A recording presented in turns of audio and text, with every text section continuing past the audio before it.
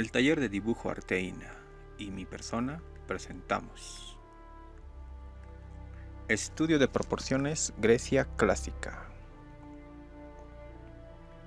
Para entender la proporción de la figura humana necesitamos saber lo que es un canon. Canon es la regla que determina y relaciona las proporciones de la figura humana partiendo de una medida básica llamada a su vez módulo. Entonces el canon son las reglas a seguir para realizar una figura humana proporcionada, como esta gráfica lo muestra, y está basada en módulos que son la altura de la cabeza, en este caso 8 cabezas de altura.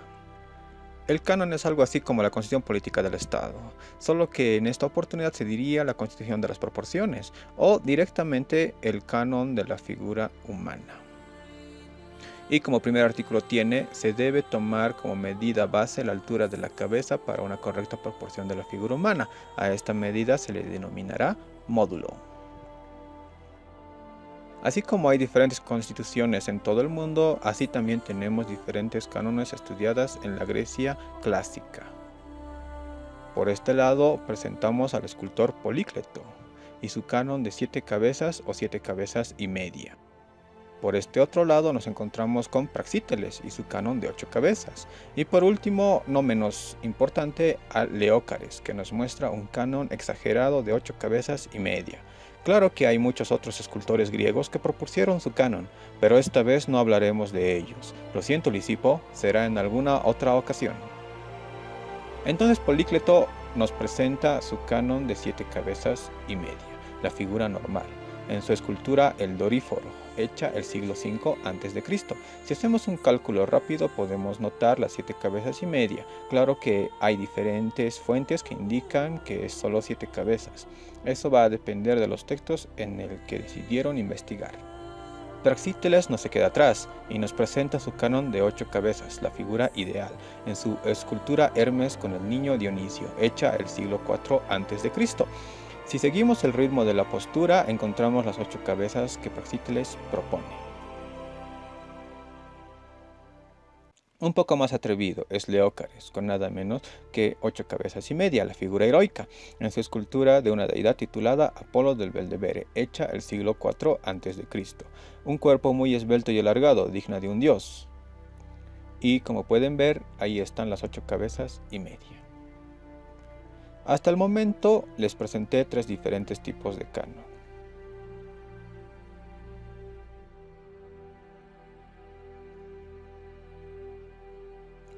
Vamos a aplicar el canon de Polícleto para crear personajes de la vida cotidiana, como por ejemplo vemos en este fragmento de mural que muestra la lucha de la sociedad por sus recursos naturales. Encontramos en este fragmento albañiles, comerciantes, obreros y muchos otros más. Este fragmento pertenece a un mural para yacimientos petrolíferos fiscales bolivianos hecha en el 2015 en la ciudad de El Alto.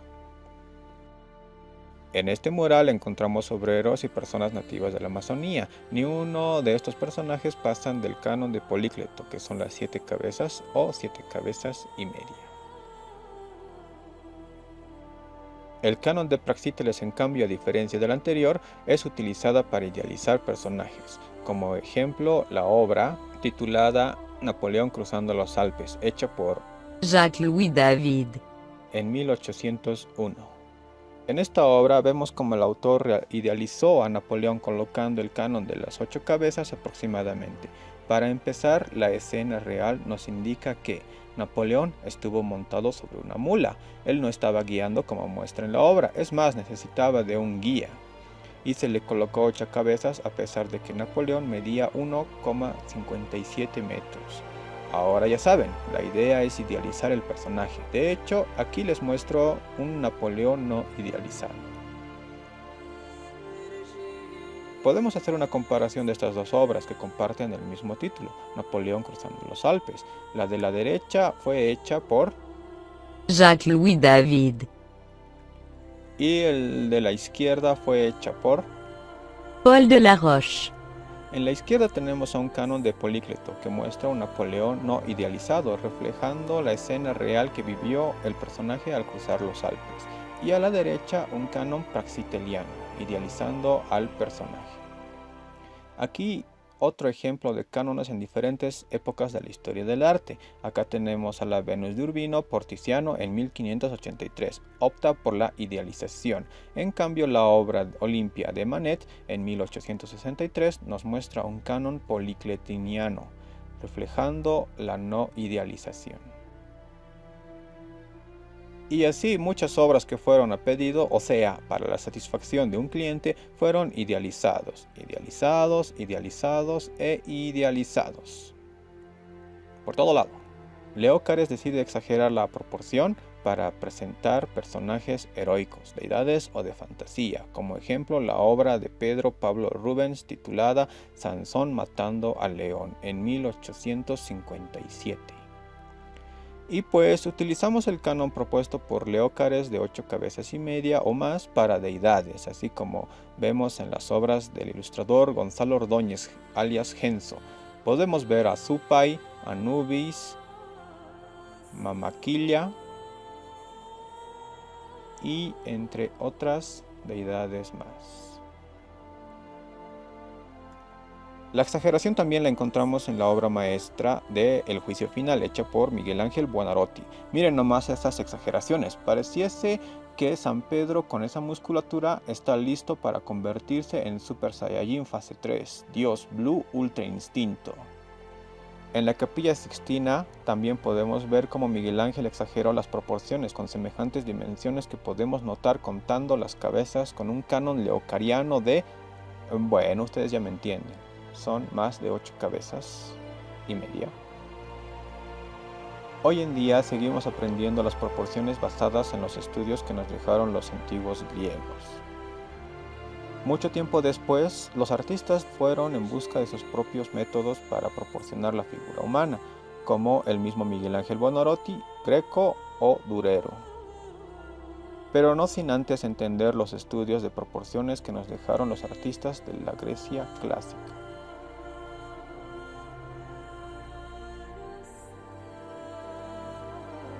Siguiendo el canon de Polícleto, trazamos una línea vertical, tomamos como módulo base la altura de la cabeza y lo multiplicamos hasta 7 veces y media. El ancho de la figura son 2 módulos base. El segundo módulo coincide con la altura de los pezones. Ese mismo módulo la dividimos en 3 partes, donde la primera división será la altura de los hombros. En el tercer módulo está la altura del ombligo, que a la misma vez coincide con la articulación del brazo. Más abajo, en el cuarto módulo, está la entrepierna, que coincide con la altura de la muñeca. En el quinto módulo no encontramos alguna referencia, pero sí en el módulo siguiente. En el sexto módulo, justo en la mitad, encontramos la rótula. El séptimo módulo encontraremos la mitad del tendón de Aquiles y finalmente en el último medio módulo el talón. Eso es en teoría, como será en la práctica.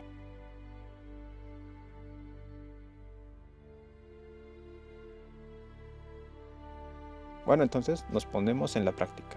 Aquí está mi línea vertical.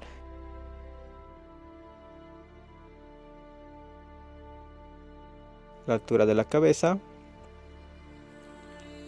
El módulo de la cabeza se duplica a ambos costados para dar el ancho de la figura humana.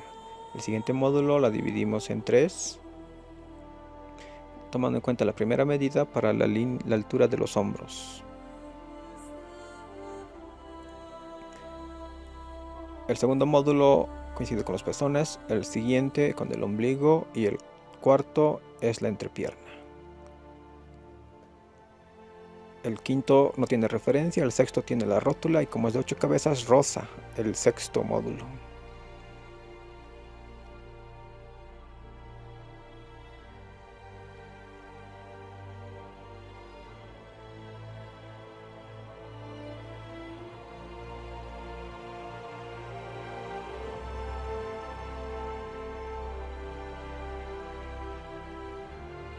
Recordemos que la altura del ombligo va a coincidir con la articulación del brazo y la altura de la entrepierna con la muñeca.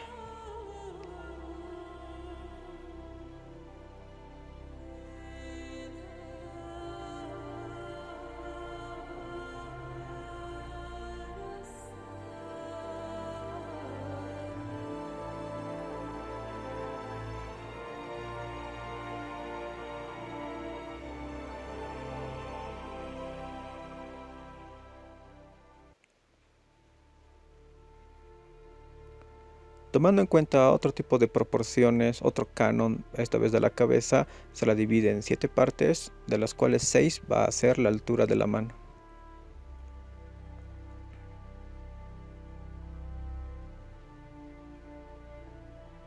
Esa misma altura la trasladamos en el cuerpo.